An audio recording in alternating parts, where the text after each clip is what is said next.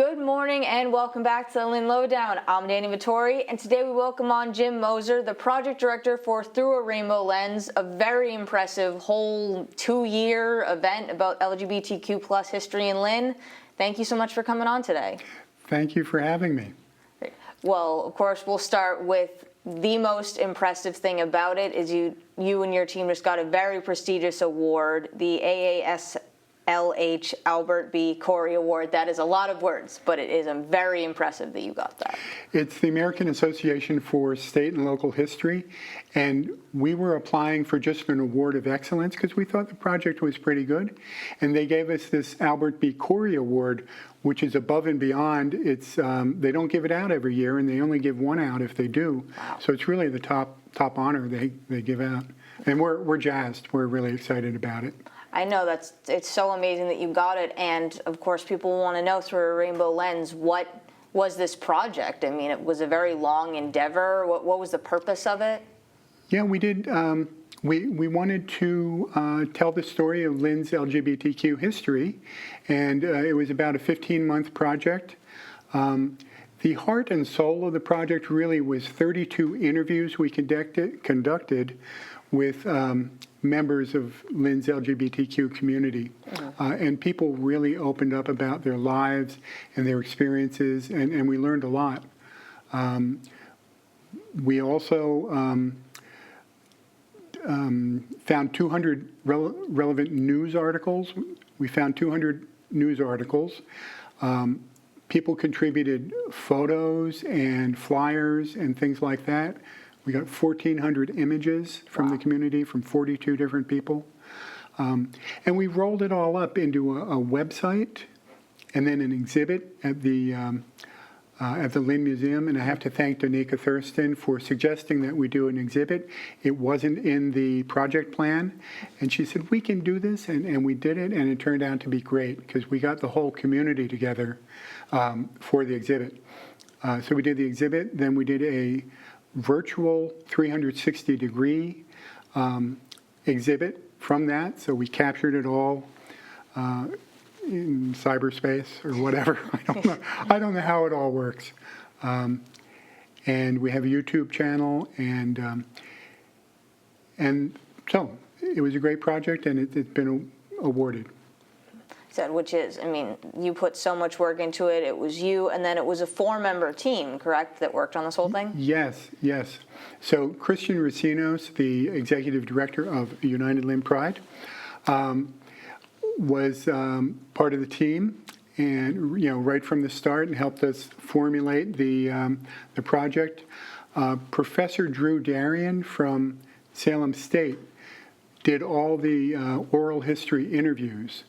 And then Pat Kazemba, who's a retired professor from Salem State, was an LGBTQ history advisor.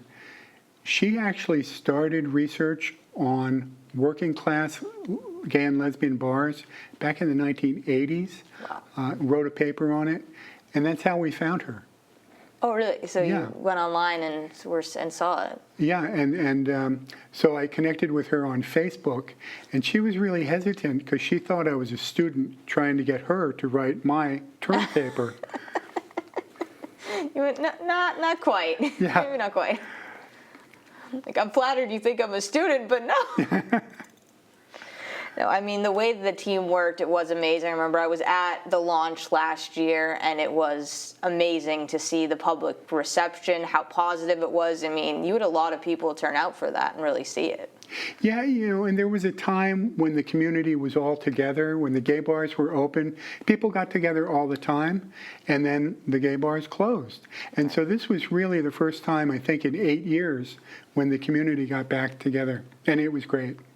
And you were asking people, when you said people showed up with the images, the pictures, and basically you kind of told them, hey, go and see if you have anything in storage or anything from when you were younger to bring it back out. People went through their basements and their closets, and sadly a lot's been lost. People move and they downsize, and there are fires, and people give stuff away and forget who they gave it to.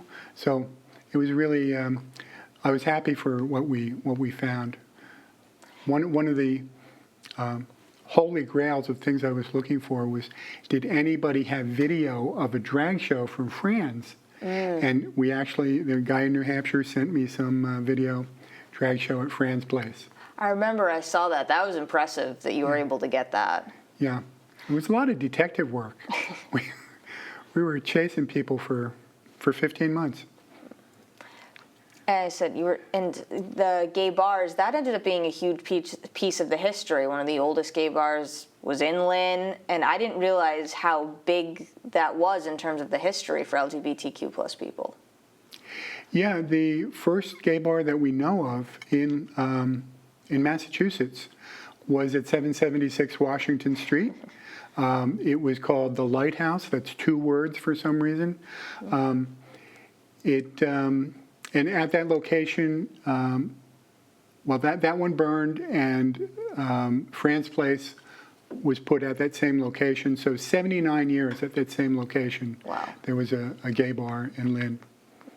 And you also mentioned, too, the oral history. You said people opened up about their lives, and you got to hear from them all these incredibly personal stories about growing up. Lynn's a very diverse place, racially and ethnically, and a lot of people told of that being a factor in their being accepted in Lynn, because, you know, like all the families on the street were a little different. Yeah, everyone's a little different, so yet they fit together. Yeah. That's kind of how it works, which is funny if you think about it. And now, you said all of the research that you've amassed for people who want to see it, it's actually at City Hall as well now, in their art gallery in the 3rd floor. Yes, we had a chance. The exhibit was like 6 months at the Lynn Museum. Then we moved it to Salem State University for probably another 6 months. And now it's gone into Lynn City Hall. And I urge people to see it because it is the award-winning exhibit. It's not 100% of the exhibit, but it's most of it. So people can see that, and then they'll also be able to see the documentary that you said you completed, which was another 6 months after it, really discussing all the history that's now released to the public. That was a new project, and it's available. It's public on YouTube. It's called Finding Refuge, Demanding Equality, A Century of LGBTQ plus Lynn. And it's a story of progress. Yeah. You know, the gay bars used to be really dangerous places, and we moved from being secretive and being in danger to electing openly LGBTQ city officials like Coco Allensug and Tiffany Magnolia, and I just think that's a wonderful progression, and the film captures that progress. No, it definitely does. I mean, I saw it, and it's incredibly well done. It's very factual, but it's also very moving because you get to hear from so many people the experiences they had when they were younger versus now. When you said it's more accepted, people are more open, we have elected officials, and you can be who you are with less fear.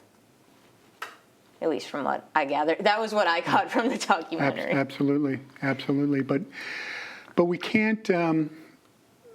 can't relax. We can't take it for granted. No, yeah. The rights that we've gained can be taken away. And that's why this project is so important, because we need to record our history, or else it gets forgotten or it gets erased. And there was an article, National Park Service did an article celebrating LGBTQ American history. And there was an Essex County woman who was convicted of cross-dressing in the 17th century. So that was part of our research, and when I applied for this award, I wanted to reference that. Yeah. It was gone from the National Park Service website. It had been erased because the word had gone down, erase everything trans. And luckily I found a copy in an archive. But, we have to protect what we've gained.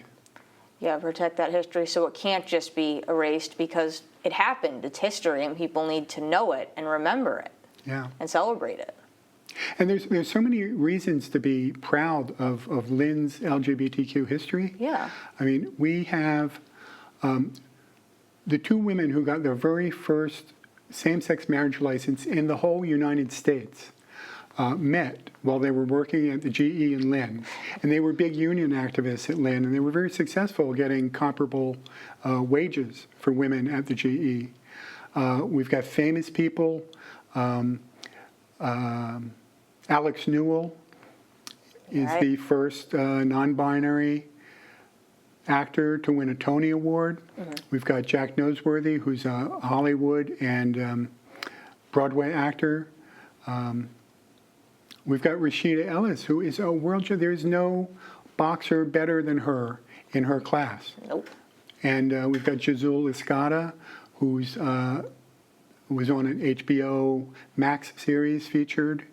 And then there's some, those are the famous people. And then we discovered some unsung heroes people didn't know about. There was actually a guy in the 70s, the 60s and 70s, used to ride his motorcycle around New England advocating for gay rights. His name was Robert Dow. And he was the president of Boston's premier gay rights organization. Wow, really? And he was from Lynn. They even had, this Boston organization had a picnic on Lynn Beach. But nobody knew about him. And that's what's great about this project is there's all these stories that nobody knew or one person knew, and now everybody can know them.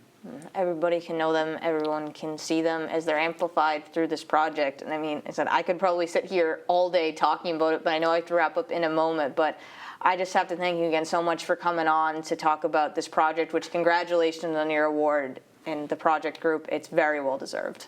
Thank you so much. I'm really glad to be here, and I hope people go to the website and look at the website, look at the documentary, the virtual museum. There's a lot there to explore. You know, I'm looking forward to doing it myself when I have a few spare minutes. And once again, I'm Danny Vittori. This has been the Lynn Lowdown. Check out the exhibit, the museum, any of it. And once again, we will see you next week with more guests.